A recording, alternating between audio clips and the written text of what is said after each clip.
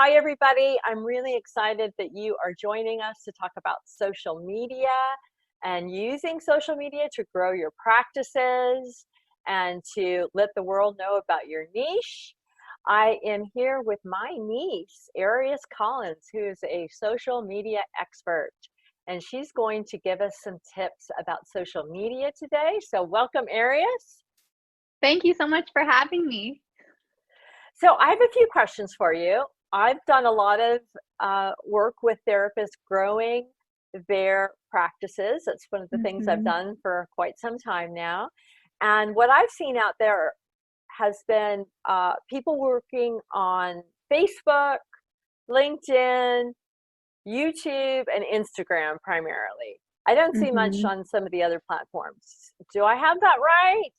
And Yes, yes, okay. those are the heavy hitters for sure, where you're going to get the most people on those platforms. Definitely. And tell me if you had to only choose one because that's all the bandwidth you had, then which one would you go with? I would go with YouTube actually, because I think that video translates your message and the feel of who you are so easily. And it really just speaks right to the heart. I think people can feel really comfortable with you right away if they can see that how you speak and how you interact and what you share on YouTube. It's just so powerful. And then if you did want to dabble in the other platforms, it's so easy to share your YouTube videos. So you can link them to your LinkedIn, or you can embed them in your website, or share them on Facebook. So YouTube is a heavy hitter for sure. I do love Instagram as well, because it has the highest engagement of all the social media platforms. So you can really start to build those relationships before someone even picks up the phone to call you for a consultation. So I do love Instagram. I think that it's kind of like the new business card because Okay. they can instantly see what you're about in a really short period of time. So I think if you have it set it up really well, it can be a very powerful tool for your business. And then Facebook it's kind of a necessary evil. I think you kind of need to be on Facebook. It's important to have your professional page and your personal page separate. And having that professional page, really all you need to post on there are really big events for your business. So if you're speaking at a summit, or if you're hosting an online workshop, something like that, you're going to want to post that on your Facebook page. And then the other great thing about using Facebook is that you can really target your audience if you do want to put a little bit of money into advertising. So if I just want to speak to people in Georgia that are 30 to 50 years old, or whoever you want to speak to, that's another reason why Facebook can be very helpful as well. Wow, that's really helpful right there. Just thinking about that. I know a few things that you have told me that's been helpful in terms of like there's a lot of etiquette involved in each of these platforms, and every Mm-hmm. one of them is different. And I had been kind of messing up that etiquette. So you're setting me straight right now, and I really appreciate that. Uh, so do you want to say a little bit more about that? Sure. So with YouTube etiquette, you really don't need to. It's all about the creative video that you're making, because YouTube is a giant search engine. So if someone is looking for a specific help in an area, YouTube is so easy. They'll search for you. If you have that keyword in your title, then chances are your video will pop up there, which is great.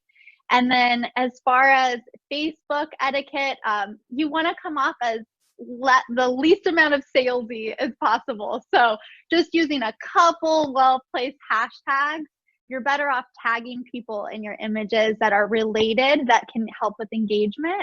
Okay. And then as far as Instagram, you're going to want to use all 30. It's expected 30 hashtags, which is the max, because that's really how people can find you. And if you use those hashtags, you'll get 12% more engagement. So Oh, um, really? Okay. yeah, so it is a different rodeo with every platform that you're going to, but that nuance is really helpful to know how to get more engagement, get more people interested in what you have to say.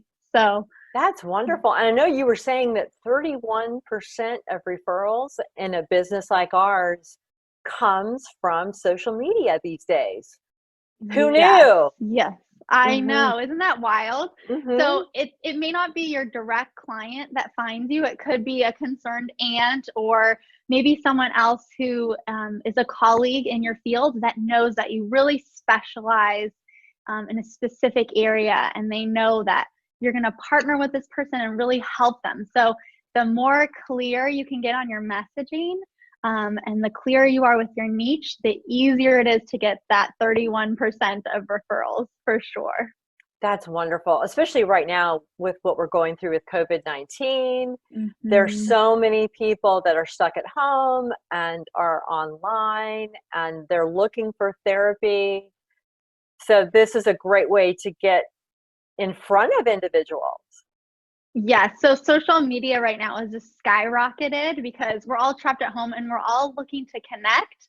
And another thing that I've been finding is we're all looking to kind of regroup and re-examine our lives. So it's an amazing Mm. moment as a therapist to offer your expertise, because we're just going to gobble it up as the people that are on social media right now, because I do think there's this re-examination, a thinking of, how can I live this life in a way that really feels authentic to me? And so Mm-hmm. I think that what you can offer people right now and who you can gather in right now when so many people are online, it's a wonderful opportunity for Yeah, it's sure. kind of like seize the moment and help people at the Mm-hmm. same time. I Exactly. really like that a lot. Yeah. Oh, good. Yeah. And then for me, part of what I'm doing is trying to help therapists out there find ways to keep their livelihoods going and Mm-hmm. get those clients. Don't be afraid to take new clients online. And I also want to do a little shout out that you were really great about creating and keeping it professional on Facebook video for a webinar that I taught on telemental health, but it's up there on the knowledgetree.org as well to tell people how to keep their Facebook professional page separate from their personal page, and so that they don't have to worry about clients finding out personal information. Mm-hmm. And so tell me also if, so I know one of your things that you really like to do is to empower people to be able to do this on their own. So talk to me about that. Yeah, I think that, it can get so overwhelming to have your practice and be nurturing your clients, and then also to trying to be creating this amazing content for social media. So my goal is really to just make it as simple as possible, to offer step-by-step guidance and save as much time as you can. But if you can just pull out, if you are having, if you're meeting with a client and you just feel this little bit of wisdom that came from it, you can just write it down, create something really easy to digest that can be shared on all your platforms. So it's really interwoven, life and social media. So That's great. Of course, not mentioning any client names. I have to say that as an of ethicist. course, yes. Hmm. Absolutely. But I think it would be so helpful to be able, you've already given us a bunch of tips today in terms of which platforms to gravitate toward. I just think of me helping clients grow their businesses, old school of going, and having coffees with people and building their network.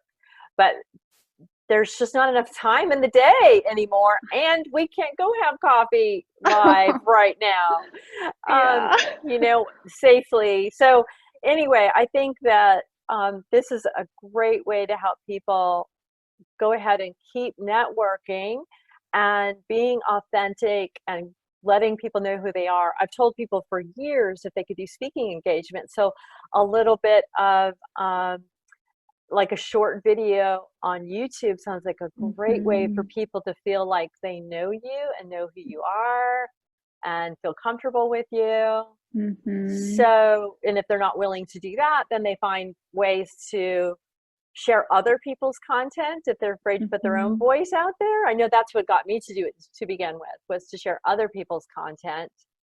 I felt like I was helping or doing something to make a difference just by putting that Right. out there. And as a bonus, you're building relationships with other colleagues, so you're by sharing their content and things that you really resonate with and you respect, you're not Mhm. only sharing who you are, but you're also bringing others into your fold. So I it's love a great way that. to network. Yeah. Yeah.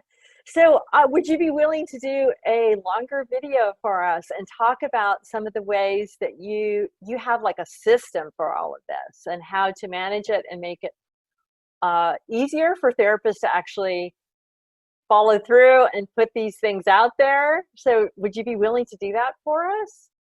I would love to do that. I think Okay. that we all need a step-by-step system from someone who's already done it for years and kind of knows the ropes and can can really make the most of our time. So I would love to put that together, and hopefully it'll just kind of demystify social media so you know that you're spending your time wisely on each of these platforms.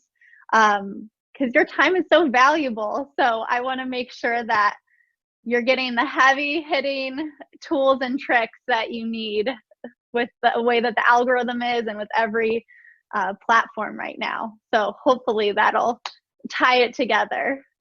Awesome, Arius. Thanks so much. Well, thanks for this brief conversation, and I'm looking forward to your hour-long workshop that you're going to teach. So thank you, thank you. Thank you so much for having me.